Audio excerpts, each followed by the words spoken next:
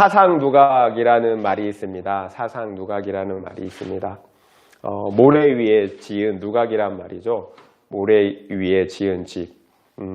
그 시작 그리고 그 기초가 중요하다라는 말이에요. 그 시작과 기초가 올바르지 않은 곳에 집을 세우면 아무리 훌륭하고 높은 집이라도 다 무너진다라는 거예요. 오히려 화려하고 높을수록 그 무너짐은 더 처참하다라는 것입니다. 우리의 인생도 마찬가지라는 거예요. 과연 어느 기초에, 어느 시작에 우리의 인생을 세울 것이냐라는 거죠. 잘못된 기초에 세우면 사상누각이 될 수밖에 없다라는 거예요. 그래서 우리는 그 기초, 시작을 알아야 된다라는 거예요. 우리는 어디서 와서 어디로 갈까요? 우리는 왜 존재하는 걸까요? 우리는 이런 수많은 질문들을 인생 가운데 하게 돼요. 그리고 정말 진지한 고민들을 다 해보셨을 거예요.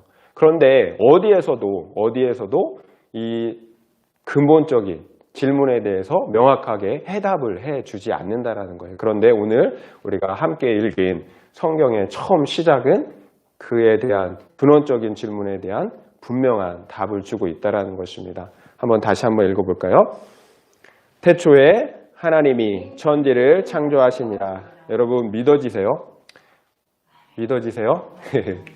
우리가 여기 존재하는 이유가 바로 이 창조 때문에, 하나님 때문이라는 것입니다.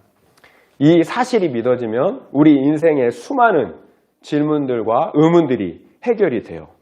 그리고 우리가 앞으로 어떻게 살아가야 할지도 명확해진다는 것입니다. 결국 우리는 그 기원과 시작을 알아야 됩니다. 곧 창조 신앙을 명확히 해야 된다는 거예요. 그 창조 신앙 위에 우리의 삶과 우리의 인생을 세워야 된다는 것입니다. 그렇지 않으면 그 마지막이 사상 누각이 될 수 있다는 거예요. 우리가 어떤 것을 하였든 아무리 높이 쌓았던 다 무너지게 된다는 것입니다. 따라서 오늘 저는 만물의 시작이라는 제목으로 함께 말씀을 살펴보면서 우리의 창조 신앙을 명확하게 하기를 원하는 것입니다. 태초에 하나님이 천지를 창조하시니라. 태초에로 번역된 히브리어는 베레시트예요. 베레시트. 이 처음은 하나님의 처음 시간이 아니에요. 인간의 처음 시간을 말하는 것입니다. 곧 하나님의 창조로 말미암아 인간편에서 시작된 인간의 처음 시작을 의미하는 것입니다.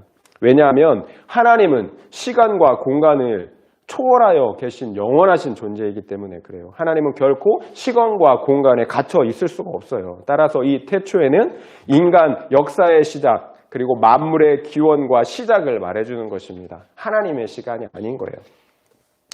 태초에 그럼 무엇을 창조했나요? 천지를 창조했다고 합니다. 천, 하늘, 지, 땅, 하늘과 땅, 온 우주 만물을 창조했다라는 거예요. 그런데 원어를 보면 하늘은 하늘들이라고 기록되어 있고요. 그리고 땅은 땅 단수로 기록되어 있어요. 여러분 이해가 되세요? 분명히 하늘은 하나인데 왜 하늘은 하늘들 복수로 쓰였을까요? 그 당시 이스라엘 사람들의 세계관이 반영된 거예요. 그 당시 사람들은 하늘을 첫째 하늘, 둘째 하늘, 셋째 하늘 이렇게 이런 세계관을 가지고 인식했어요. 첫째 하늘은 대기권, 우리의 눈에 보이는 하늘이에요. 그리고 둘째 하늘은 대기권을 벗어난 우주와 같은 개념이겠죠. 그리고 셋째 하늘은 하나님과 천사가 있는 그 영적인 공간입니다. 오늘날 과학의 개념과는 많이 다르죠. 그 당시 하늘에 대한 이해는 오히려 영적인 지식을 포괄하는 오늘날 과학의 그 개념보다 더 포괄적이고 정확한 개념이에요. 또 창조하다에 사용된 히브리어는 바라예요. 바라. 히브리어에서 무엇인가 만드는 행위로 사용된 단어가 총 4가지가 있어요. 바라, 아사, 야차르, 바나. 그런데 오직 이 바라만 하나님과 관련해서 사용하고 있어요. 곧 바라만이 무에서 유로의 절대적인 창조를 의미하는 것입니다. 이렇게 하나님의 태초의 창조는 무에서 유로의 절대적인 창조예요. 따라서 그 창조는 모든 물질의 절대적인 기원을 말하고 있는 거예요. 전능하신 하나님만이 무에서 유를 창조하실 수 있는 거예요. 따라서 엄밀한 의미에서의 창조는 이 태초에 태초에 유일하게 한 번만 존재하는 거죠. 그 이후에 이루어진 그 어떤 만들어짐도 창조라고 할 수가 없는 거예요. 누가 태초에 이 천지를 만드셨나요? 창조주 하나님입니다. 엘로힘 하나님이에요. 하나님에 대한 다양한 호칭들이 있는데요. 여기 창조주 하나님은 엘로힘 하나님으로 기록되어 있어요. 엘로힘 하나님은 전능하신 하나님이라는 의미를 가지고 있어요. 그 하나님이 바로 우리가 믿는 하나님이에요. 성경에서 처음 시작하는 창세기, 출애굽기, 레위기, 민수기, 신명기 이 5권의 성경을 모세가 기록했다고 해서 모세오경이라고 합니다. 그런데 이 모세오경은 이스라엘이 애굽에서 400년간 종살이를 하다가 출애굽할 때 기록이 되었어요. 따라서 종살이하던 이스라엘 사람들에게 너희를 구원하시기 위해 찾아오신 그 하나님이 온 우주 만물을 창조하신 엘로힘 하나님이다. 이렇게 선포하고 있는 거예요. 생각해 보세요. 애굽에서 종살이하던 이스라엘 백성들이 이 말씀을 들었어요. 우리를 찾아오신 하나님, 우리를 구원하시기 위해서 찾아오신 하나님이 엘로힘 하나님이래. 그 하나님이 천지 만물을 창조하신 하나님이래. 아무 소망도 없고 암흑 같은 인생을 살고 있는 사람들 가운데 이 말씀이 얼마나 큰 소망이고 희망이 됐겠어요. 마찬가지예요. 우리에게도 동일한 거예요. 우리를 구원하시는 하나님, 그리고 지금 나와 함께 하시는 그 하나님이 다른 하나님이 아니라 천지 만물을 창조하신 하나님이시라는 거예요. 그러니 우리가 무엇을 두려워하겠습니까? 그 하나님께서 우리를 사랑하시는데 누가 그 사랑에서 우리를 끊을 수 있겠어요? 그 하나님께서 하나밖에 없는 독생자 아들까지 아끼지 않으시고 우리에게 주셨어요. 그 하나님이 바로 우리의 하나님이세요. 그런데 어떤 사람들은 이렇게 얘기해요. 그렇다면 그 하나님은 누가 만들었냐라는 거죠. 출애굽기 3장 14절에서 모세에게 나타난 하나님은 자기 자신을 스스로 있는 자라고 말씀하셨어요. 저는 이 말씀을 참 좋아해요. 스스로 있는 자. 하나님에 대한 가장 완벽한 표현이라고 저는 생각해요. 하나님은 누가 만든 존재가 아니에요. 유일무이하게 자존하시는 분. 스스로 존재하시는 분이에요. 그래서 그분이 하나님이 되실 수가 있는 거예요. 스스로 있는 자는 모든 만물의 제일의 원인, 제일의 근원이에요. 이 땅 모든 것이 그분으로부터 존재해요. 스스로 있는 자만이 무에서 유를 창조하실 수 있는 겁니다. 하나님은 인간의 이성이나 사고로 포착할 수 있는 분이 아니에요. 만약 인간의 이성으로 이해할 수 있는 존재라면 신이 아닌 거예요. 따라서 그리스 로마 신화처럼 만물 이후에 만들어졌거나 출생된 신들은 존재론적으로 신이 될 수가 없는 거예요. 하나님이 될 수가 없는 거예요. 그래서 어떤 신학자는 나는 하나님을 이해할 수 없기 때문에 하나님을 믿는다라고 말하기도 해요. 우리는 하나님을 이해하려는 교만을 버려야 돼요. 하나님은 이해의 대상이 아니에요. 우리가 믿고 신뢰해야 할 신앙의 대상인 거예요. 그렇게 하나님은 크신 분이라는 거예요.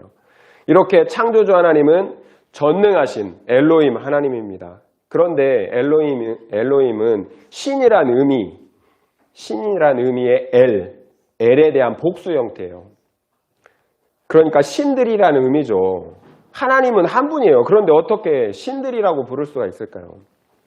히브리어는 문법적으로 절대적인 존엄자에게 복수를 사용해요. 그래서 엘이 아니라 하나님을 부를 때는 엘로힘, 복수로 부르는 거예요. 그럼에도 복수로 사용된 하나님의 이름 엘로힘은 성부, 성자, 성령, 삼위 하나님을 의미한다고 볼 수가 있어요. 그 창조는 성부, 성자, 성령, 삼위 하나님의 합력 사역이라는 거예요. 창세기 1장 1절은 창조에 대한 포괄적인 선포예요.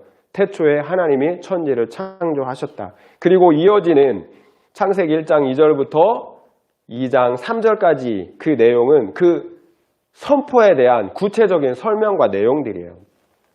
제가 1장 1장과 2장, 창세기 1장, 2장에 기록된 창조의 대략을 말씀드릴게요. 많이들 알고 계시겠지만 하나님께서 첫째 날에 빛을 만드셨어요. 빛이 있으라 하심에 빛이 만들어졌어요. 첫째 날은 빛을 만드셨어요. 그리고 둘째 날은 물을 이렇게 나누셨어요. 윗물과 아랫물을 나누니까 공간이 생기죠. 이 공간을 공창, 하늘이라고 불러요. 그래서 둘째 날은 하늘을 이렇게 만드셨어요. 그리고 셋째 날은 아래에 있는 물들을 한 곳에 모았어요. 그리고 모으니까 바다가 생기고 육지가 생기겠죠. 그래서 셋째 날은 바다와 육지를 만드셨어요. 그리고 육지 위에 식물들을 만드셨어요. 씨를 맺는 식물들. 셋째 날 만든 게 그거예요. 그리고 넷째 날은 이 궁창, 하늘 위에다 해와 달과 별을 만드셨어요. 그래서 해와 달과 별로 비치게 하셨어요. 그래서 날을, 그리고 달을, 절기를, 해를 이렇게 그것들이 이루어지게 하셨어요. 이게 넷째 날 만드신 거예요. 그리고 다섯째 날은 하나님께서 이 공중에 날아다니는 새들을 만드셨고요. 그리고 바다에 물고기를 만드셨어요. 그리고 여섯째 날에는 육지에 사는 동물들을 만드셨어요. 그리고 맨 마지막으로 하나님의 형상을 따라서 사람을 만드셨어요. 그리고 일곱째 날에는 하나님께서 모든 것을 다 만드시고 안식하셨다라고 기록이 되어 있어요. 이게 하나님께서 태초에 천지를 창조하셨느니라에 대한 구체적인 설명 내용인 거예요.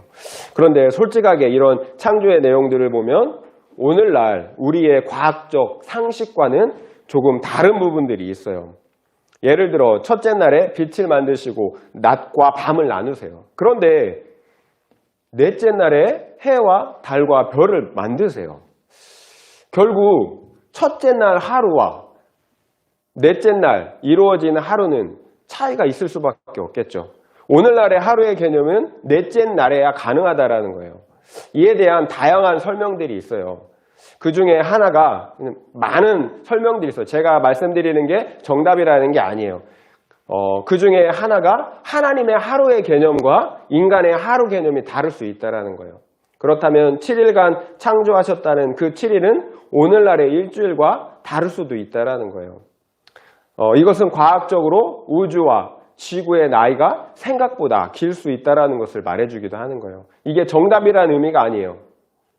그리고 또 하나는 육지의 식물들은 셋째 날에 만들어져요. 그런데 문제는 그 식물들에게 꼭 필요한 빛을 주는 태양은 넷째 날에 만들어진다는 거예요. 식물은 셋째 날, 태양은 넷째 날에 만들어져요. 이해가 안 돼요. 이에 대한 대답도 가능해요. 첫째 날 근원적인 빛이 만들어졌기 때문에 식물이 자랄 수 있는 환경은 된다는 거예요. 그럼에도 명확하진 않아요. 어찌됐건 많은 창조의 순서와 내용이 오늘날 과학적인 관점에서 볼 때 모순처럼 보이는 것들이 있다는 거예요. 창조뿐만 아니라 성경 전체를 보더라도 모순처럼 보이는 내용들이 많이 있어요. 그래서 어떤 사람들은 성경을 믿기 어렵다라고 얘기해요. 그러나 우리가 한 가지 생각해야 할 것이 있어요. 성경은 과학책도 역사책도 아니라는 거예요. 하나님께서 성경을 기록한 분명히 목적이 있어요. 바로 성경은 하나님께서 인간들에게 구원의 길을 알려주시기 위해서 쓰신 책이라는 거예요. 문제는 영적 진리를 전달해 주시는 하나님과 그 진리를 받아야 하는 인간 사이에 엄청난 질적 수준이 존재한다는 거예요. 부모가 5살짜리 아이에게 어떤 내용을 가르치더라도 그 아이의 눈높이에 맞춰 수많은 비유와 설명을 하지 않으면 아이가 알아들을 수가 없어요. 그럼에도 아이는 다 이해하지 못해요. 마찬가지예요. 하나님과 죄로 타락한 인간 사이의 질적인 수준 차이는 상상을 초월하는 거예요. 우리는 이런 질적인 차이를 인정해야 된다는 거예요. 하나님은 죄로 타락한 인간들에게 그것도 3,500년 전 사람들의 수준에 맞춰서 영적 진리를 전달해야 했어요. 과학적인 수준에 있어서 그들은 우리와 비교하면 더 원시적이잖아요. 완전히 원시인 수준이었을 거예요. 따라서 성경이 그런 그들의 수준과 세계관을 가지고 설명하지 않으면 안 됐다는 걸 우리가 이해해야 된다는 거예요.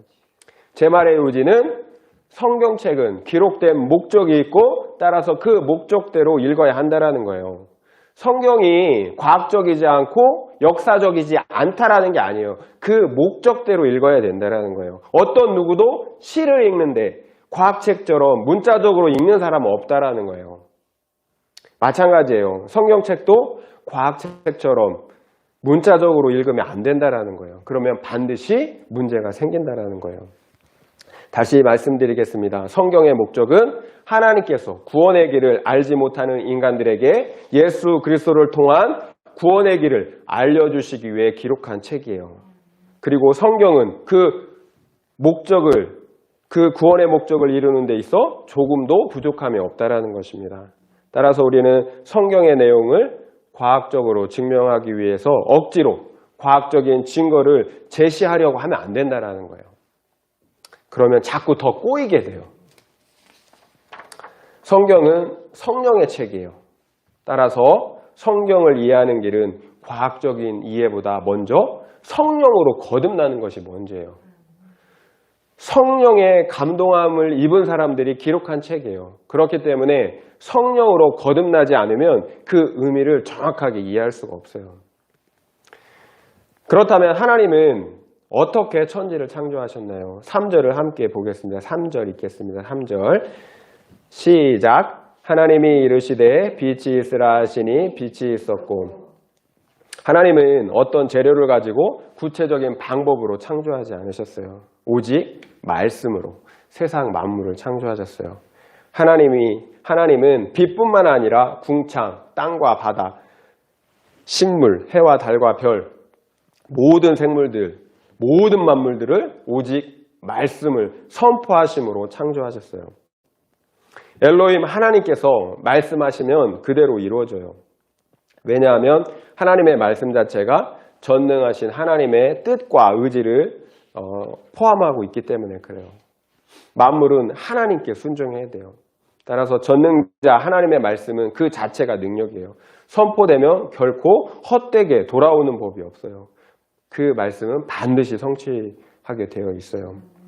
이렇게 성경의 모든 말씀은 무에서 유를 창조하시는 하나님의 창조의 능력이에요. 말씀은 하나님의 창조의 능력이에요. 따라서 우리는 반드시 하나님의 말씀을 믿음으로 붙잡아야 되는 거예요. 말씀이 능력이기 때문에 그래요. 결코 땅에 떨어지지 않아요. 그러나 동일한 말씀인데도 누구는 그 말씀의 복을 받고 누구는 그 복을 받지 못해요. 왜 그럴까요? 믿음이 그 차이를 만들어내는 거예요. 말씀을 믿음으로 붙잡을 때 능력이 나타나는 거예요. 반드시 한 말씀이라도 믿음으로 붙잡고 기도해야 하는 이유입니다. 저 같은 경우 제가 붙잡은 말씀이 있었어요. 사도행전 16장 31절 다 아시는 말씀이에요. 주 예수를 믿으라 그리하면 너와 내 집이 구원을 얻으리라. 저는 이 말씀을 믿고 붙잡고 기도했어요. 정말 이루어질 것 같지 않았던 저희 어머니의 구원, 아버지의 구원을 하나님께서 이루셨어요. 마지막이라도 정말 죽음 직전이라도 하나님께서 이루어 주셨어요. 이렇게 하나님의 말씀을 믿으면 그 말씀에 창조의 능력이 나타나요. 살림의 능력이 나타나는 거예요. 우리 모두에게 이런 능력과 은혜가 있기를 축원드립니다. 2절을 함께 읽겠습니다. 2절입니다. 시작. 땅이 온돈하고 공허하며 흑암이 깊음 위에 있고 하나님의 영은 수면 위에 운행하시니라. 땅이 혼돈하고 공허했다고 해요. 그리고 끝이 없는 암흑이 존재했다고 합니다. 문자적으로만 보면 창조전의 상태가 혼돈의 상태, 암흑의 상태라는 상태임을 말해주는 것 같아요. 그러나 이것은 존재의 반대인 비존재로 보는 것이 오히려 더 타당해 보여요. 기능적으로 어떤 것도 생존하고 존재할 수 없는 그런 상태인 거예요. 앞서 말씀드렸듯이 문자적인 과학의 사실을 말하기보다 3,500년 전 사람들의 세계관과 수준에 맞게 기록했다고 보는 것이 더 맞을 것 같아요. 그렇다고 제 말이 정답이라는 건 아니에요. 여기에서 중요한 것은 하나님의 성령이 그 수면 위에 운행하시고 있었다라는 거예요. 수면 위를 운행하시는 성령은 하나님의 말씀이 선포될 때 실제적인 능력으로 창조를 이루시는 능력이에요. 결국 창조는 엘로힘 삼위 하나님의 협력 사역이었음을 창조 과정을 통해서 알 수가 있는 거예요. 곧 아버지 하나님의 의지가 말씀으로 선포되고 그러므로 성령 하나님께서 그 말씀을 따라 역사함으로 창조를 이루신 거예요. 하나님을 통해 선포된 창조의 말씀은 바로 요한복음 1장 1절에 기록된 태초에 아버지 하나님과 함께 계셨던 그 말씀이세요. 그리고 육신으로 오신 성자 예수님이세요. 따라서 창조는 아버지 하나님, 그리고 말씀으로 계셨던 아들 하나님, 그리고 성령 하나님, 이 삼위 하나님의 협력 사역인 것입니다. 놀라운 것은 이 삼위 하나님의 창조의 사역이 삼위 하나님의 구원의 사역과 같다라는 거예요.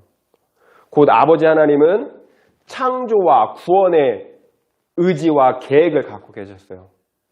그리고 성자 하나님은 창조와 구원의 그 하나님의 의지를 말씀을 통해서 이루세요. 말씀을 통해 드러내세요. 그러면 성령께서 그 창조와 구원을 실제로 이루어지게 해 주시는 거예요. 여러분 놀랍지 않아요? 결국 우리 안에서 이루어지는 구원의 역사는 새로운 창조의 역사라는 거예요. 태초에 있었던 창조의 역사가 우리 심령 안에서 구원의 역사로 이루어지고 있다는 거예요. 혼돈하고 공허한 우리의 심령, 어둠의 그 깊음 위에 있는 우리의 심령, 죽어있는 우리의 속사람, 그 심령이 아들의 십자가 복음의 말씀과 성령의 역사를 통해 살리심을 받는 거예요. 오늘날 우리 안에도 이런 새로운 창조의 역사가 일어나고 있어요. 빛이 있으라 하신 말씀이 우리 안에 선포되어지고 있는 거예요.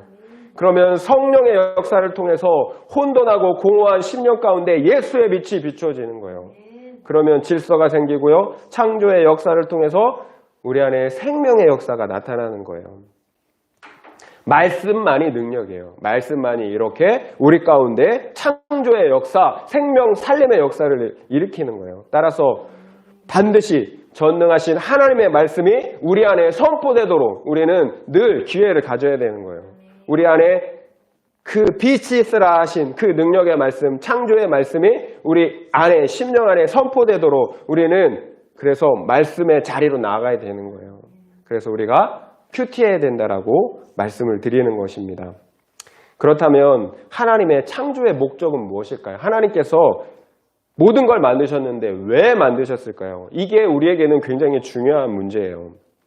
26절을 함께 읽겠습니다. 26절입니다.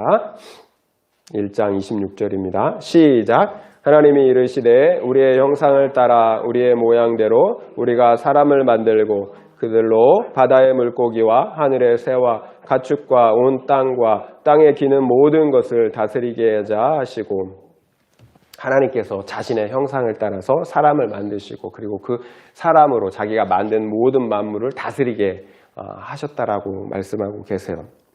참고로 하나님은 우리의 형상을 따라 우리의 모양으로 우리가 사람을 만들자라고 얘기하고 있어요. 하나님 자기 자신을 우리라고 표현하고 있어요. 복수로 표현하고 있죠. 바로 성부, 성자, 성령 하나님의 그 삼위의 하나님을 지금 보여주고 있는 거예요. 삼위의 하나님의 사역으로 창조가 되었음을 말하고 있는 거예요. 하나님께서 유일하게 사람을 하나님 자신의 형상을 따라 만드셨다라고 얘기해요. 그래서 사람이 그 무엇보다 존귀한 거예요. 사람에게는 하나님의 형상이 있어요. 동물들에게는 없는 하나님의 형상이 사람들에게 있어요. 그래서 사람이 존귀한 거예요. 그래서 사람을 미워하면 하나님을 미워하는 거예요. 그래서 미워하지 말라고 하는 거예요. 하나님을 사랑하면, 사람을 사랑하면 하나님을 사랑하는 거예요. 그래서 사랑하라고 하라는 거예요. 그래서 나를 형편없는 존재, 쓸모없는 존재로 보면 안 되는 거예요. 우리는 모두 하나님의 형상을 가진 존귀한 존재들이기 때문에 그래요. 나를 사랑할 줄 알아야 돼요. 물론 다른 사람도 그렇게 존귀한 존재로 알고 사랑할 수 있어야 되는 거예요. 그래서 주님께서 우리에게 주신 유일한 계명이 하나님을 사랑하고 내 이웃을 내 몸과 같이 사랑하라고 말씀하신 거잖아요.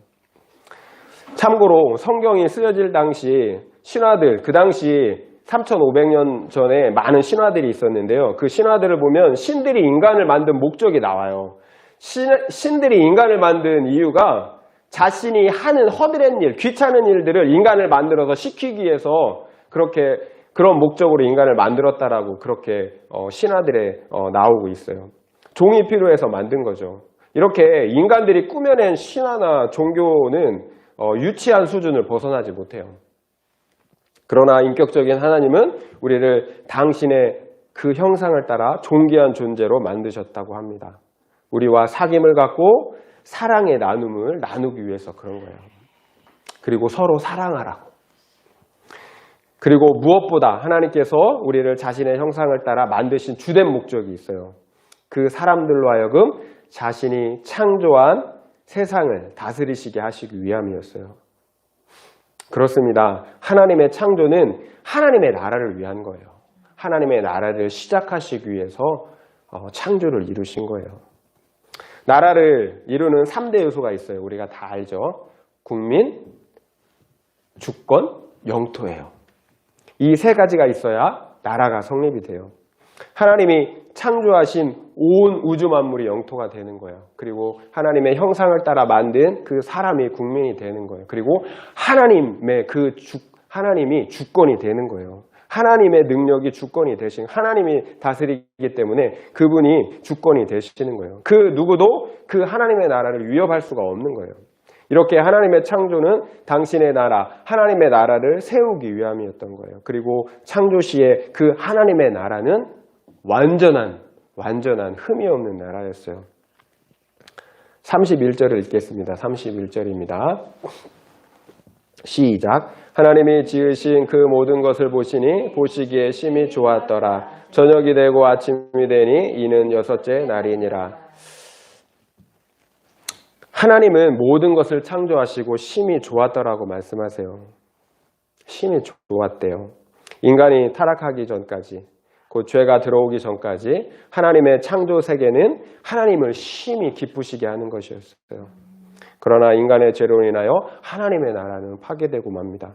이제 그 나라는 하나님께 더 이상 좋지 않은 것이 되고 말았습니다. 우리는 창조의 목적을 바로 알아야 돼요. 창조의 목적은 바로 하나님의 나라예요. 따라서 우리의 삶의 목적은 하나님의 나라를 세우고 회복하는 것이어야 하는 거예요. 그러므로 우리가 하나님의 영광과 찬송이 되는 거예요. 이것이 우리 인생의 제일 되는 목적인 것입니다. 소요리 문답 첫 번째는 사람의 제일 되는 목적에 대한 것이에요. 사람의 제일 되는 목적은 하나님께 영광을 드리고 하나님을 영원토록 즐거워하는 거예요. 이것이 창조의 목적이에요. 하나님께서 우리를 자신의 형상대로 창조하시고 하나님의 나라의 대리 통치자로 세워주셨음을 우리는 기억해야 돼요. 하나님의 나라는 세상 나라처럼 일만 하는 나라가 아니에요. 세상 나라로 오해하면 안 된다는 거예요. 오히려 하나님과 사귐을 통해 하나님을 사랑하고 즐거워하는 거예요. 그리고 하나님의 자녀들인 우리가 서로 사랑하는 거예요. 이것이 하나님 나라의 본질인 거예요. 그래서 하나님께서는 우리를 자신의 형상을 따라 만드신 거예요. 곧 우리로 하여금 하나님의 형상을 드러내라는 거예요. 하나님은 사랑이시잖아요. 하나님의 형상을 드러낸다라는 것은 하나님의 그 사랑을 나타낸다라는 거겠죠. 그 사랑으로 하나님의 나라를 세우고 확장하라는 거예요. 그러므로 우리 모두가 하나님의 찬송과 영광이 되는 거예요. 그때 하나님은 심히 좋다라고 말씀하시는 거예요. 이것이 창조의 목적이에요. 이렇게 우리가 창조의 목적을 알면 우리의 인생의 목적도 분명해지는 거예요. 그런데 학교에서는 어떻게 가르치나요? 진화론을 가르치죠. 여러분 그래서 솔직히 헷갈리죠. 교회 가면 창조론, 세상에 나가면 진화론. 책과 인터넷, TV 온통 진화론을 진리인 양 가르치고 있어요. 그러나 10분 양보해서 진화론은 가설이에요. 론이에요. 진화법이 아니에요. 진화론이에요. 진화론자들은 우주가 하나님이 만드신 게 아니라 그냥 저절로 생겨났다라고 얘기해요. 그것도 태초에 대폭발, 빅뱅을 통해서 그저 생겨났다고 얘기해요. 과학적인 방법은 원인이 있기에 결과가 있다라는 거예요. 원인 없는 결과가 없다라는 거예요. 그런데 과학은 유독 만물의 기원만큼은 그 과학적인 방법을 부인하고 있다라는 거예요. 그저 생겨났다라는 거예요. 과학 입장에서 보면 자체적인 모순인 거죠. 모든 것이 원인이 있어 결과가 있는데 저절로 생겨났대요. 그러나 창조는 분명하게 그 모든 원인이 하나님이라고 말씀하고 계세요. 만약 과학적으로 빅뱅이 맞다면 태초에 하나님께서 빛이 있으라 하셨기 때문에 빅뱅이 있을 수 있다는 거예요. 이렇게 원인을 인정하면 과학도 쉬워질 수 있어요. 또 진화론자들은 지구상의 모든 생명체가 원시 지구에서 우연히 생겨났다라고 얘기해요. 단세포에서 다세포로, 식물에서 양서류, 파충류, 그리고 포유류로 진화했다라고 얘기해요.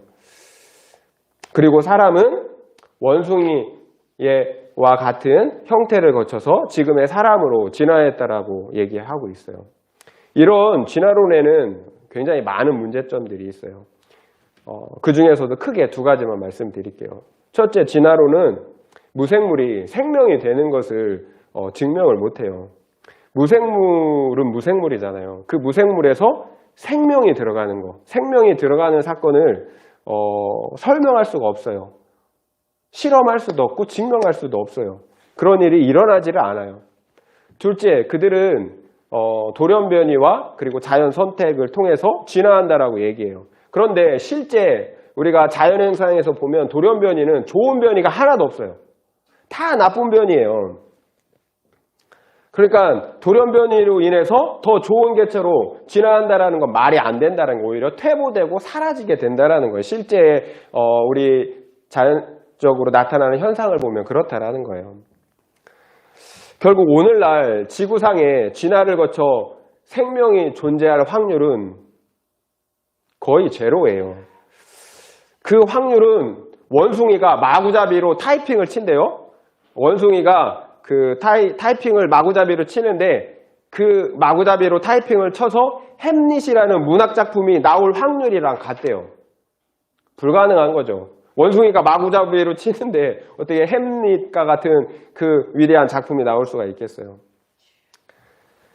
시편 14편 1절 말씀을 제가 읽어드릴게요. 14편 1절 말씀입니다. 어리석은 자는 그의 마음에 이르기를 하나님이 없다 하는도다. 그들은 부패하고 그 행실이 가증하니 선을 행하는 자가 없도다. 어리석은 자는 그의 마음에 이르기를 하나님이 없다 하는도다. 그들은 부패하고 그 행실이 가증하니 선을 행하는 자가 없도다. 이것이 어리석은 사람들의 특징입니다. 그의 마음이 하나님이 없다고 합니다. 창조주 하나님을 인정하지 않아요. 그러니 그들의 행실이 어떻겠어요? 세상이 전부이니까 막 사는 거죠. 자신의 욕심대로, 거짓과 향락대로 사는 거예요. 결코 무서운 것도 두려운 것도 없는 거예요. 성경의 진술을 통해 볼 때 어리석은 사람은 학식이 없는 사람, 못 배운 사람이 아니에요. 하나님이 없다라고 얘기하는 사람이에요. 그 사람이 진정으로 어리석은 사람이에요. 그래서 결국 똑똑한 그들은 진화론을 주장할 수밖에 없는 거예요. 우리는 물질적인 존재야, 우연의 존재야. 그러니까 마음대로 살아도 된다라는 거예요. 오늘날을 포스트 모더니즘의 시대에 다원주의 사회라고 얘기해요. 포스트 모더니즘의 특징은 절대적인 진리, 절대적인 가치를 인정하지 않는 거예요. 없다라는 거예요. 그러니까 너도 맞고 나도 맞다라는 거예요. 다 인정해 주자는 거예요. 상대적인 거예요. 그래서 동성애, 낙태도 옳다고 하는 거예요. 언뜻 보면 인간의 자유, 인권을 존중해 주는 말 같지만 하나님 없이 내 마음대로 살겠다라는 거예요. 절대적인 진리인 하나님의 말씀을 인정하고 싶지 않은 거예요. 이것이 사탄이 처음 인간을 속일 때 했던 달콤한 속임수였다라는 걸 우리는 기억해야 돼요. 내가 저 선악과를 먹으면 하나님처럼 되는 거야. 솔깃하지 않아요? 너는 무한한 가능성이 있는 존재야. 내 자신이 신이 될 수 있다고 하니까 얼마나 좋아요. 너의 안에 있는 신을 발견하라고 해요. 이것이 오늘날 얘기하는 수많은 가치들이에요. 그리고 종교들의 가르침이에요. 그러나 성경은 그런 세상 사람들에게 강력하게 경고하고 있어요. 로마서 1장 20절을 제가 읽어드리겠습니다. 창세로부터 그의 보이지 아니하는 것들 곧 그의 영원하신 능력과 신성이 그가 만드신 만물에 분명히 보여 알려졌나니 그러므로 그들이 핑계하지 못할지니라. 그의 영원하신 능력과 신성이 그가 만드신 만물에 분명히 보여 알려졌대요. 하나님이 지으신 모든 것을 보면 믿지 않는 사람들도 하나님의 능력, 신성을 보게 된다는 거예요. 곧 우주 만물 자체가 하나님이 만드셨음을 증명하고 있다는 거예요. 그래서 그들은 그 양심상 핑계할 수 없다라는 거예요. 그들이 하나님이 없다라고 얘기했던 그 불신을 핑계할 수 없다라는 거예요. 결국 성경은 이 모든 것이 하나님을 떠나 반역하는 인간들의 죄, 그 죄의 결과라고 말씀하고 계세요. 그들 속에 있는 죄의 본성은 하나님께서 보여주신 신성을 감지하고도 그 양심의 소리를 묵살해 버린다라는 거예요. 그래서 그들은 하나님을 알지만 그 하나님을 찬양하지도 않고 감사하지도 않고 오히려 그 생각의 더러움으로 가득하여져서 썩지 아니하는 하나님의 영광을 썩어지는 수많은 우상들로 대체해 버렸다라는 거예요. 그래서 하나님은 자신을 인정하지 않는 이 세상 사람들에게 진노하시고 형벌을 내리신다고 말씀하고 계세요. 로마서 1장 24절을 제가 읽어드리겠습니다. 그러므로 하나님께서 그들을 마음의 정욕대로 더러움에 내버려 두사 그들의 몸을 서로 욕되게 하게 하셨으니, 하나님의 형벌이 참 묘해요. 그냥 그들 마음대로 하게 내버려 두시는 거예요. 정욕대로, 죄악대로 그냥 살게 내버려 두신다라는 거, 이게 형벌이에요. 하나님께서 악인들의 사상과 행위를 인정하시기 때문에 그냥 두시는 게 아니라는 거예요. 그 내버려 두심 자체가 형벌이라는 거예요. 그 죄악이 가득 찰 때까지 한번 너희들 죄악의 끝까지 달려보라는 거예요. 내버려 두시는 거예요. 그러면 가득한 죄악을 안고 주님 앞에 서겠죠. 핑계할 수 없게 되겠죠. 그 가득 찬 악대로 그 심판 또한 더욱 처절할 수밖에 없는 거예요. 그러니까 우리가 잘못 갈 때 간섭하고 회초리 드는 것이 좋은 거예요? 아니면 그냥 내버려 두는 게 좋은 거예요? 하나님을 인정하지 않는 죄인들은 하나님께서 죄를 짓든 말든 내버려 두세요.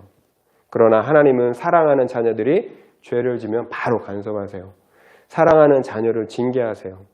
따라서 징계당한 것을 우리는 기쁘게 생각해야 돼요. 특별히 내가 당한 질병, 고난으로 예수 믿고 하나님을 알게 됐다면 그것처럼 큰 사랑은 없는 거예요. 영벌에서 영생을 얻게 하시게 하신 거예요. 시작이 있으면 반드시 그 끝이 있게 마련입니다. 이것이 성경이 가르치는 기독교의 역사관이에요. 우리는 멀지 않는 미래에 모두 다 그 끝을 보게 될 거예요. 하나님 앞에 다 서게 된다라는 거예요. 따라서 그 끝을 준비하며 사는 것이 지혜로운 인생입니다. 반드시 창조주 하나님을 기억하고 인식하며 살아야 합니다. 말씀을 마무리하겠습니다. 태초에 하나님이 천지를 창조하시니라. 이 창세기 1장 1절의 말씀은 비록 한 절밖에 되지 않아요. 이 짧지만 이 장엄한 선포를 통해서 성경 전체가 의미가 있고요. 그리고 또한 우리의 신앙이 의미를 갖게 되는 것입니다. 우리는 결코 우연한 존재가 아닌 거예요. 아버지 하나님께서 특별한 목적을 가지고 우리를 만드셨기 때문에 지금 우리가 여기 있고 이 세상을 살아가는 것입니다. 우리는 이 창조의 신앙을 가지고 살아가야 되는 거예요. 만약 우리가 이 사실을 알지 못한다면 우리의 모든 삶과 믿음은 그저 모래 위에 지어진 집에 불과하다라는 거예요. 사상 누각이 될 수밖에 없다라는 거예요. 하나님이 없는 인생은 아무리 많이 가지고 많은 것을 성취했다 할지라도 처참하게 무너질 수밖에 없다라는 거예요. 그래서 우리는 창조의 신앙을 가져야 되는 거예요. 그리고 그 창조의 신앙 위에 우리의 삶을 세워가야 된다라는 것입니다. 우리가 창조의 신앙을 가지고 있으면 이제 우리의 삶의 목적과 방향이 분명해지는 거예요. 바로 하나님의 나라를 위해서 사는 거예요. 하나님의 나라를 건설하고 그 하나님의 나라를 확장하는 삶을 살아가는 거예요. 어떻게 하나님의 나라를 건설할까요? 우리 안에 있는 하나님의 형상을 드러내는 거예요. 우리 안에 있는 하나님의 형상을 드러내므로 하나님의 나라를 다시 세우고 확장하는 거예요. 그러므로 하나님의 영광이 되고 하나님의 찬양이 되는 그런 인생이 되어지는 거예요. 그와 같은 인생, 그런 복된 인생을 사는 우리 모두가 되기를 축원드립니다.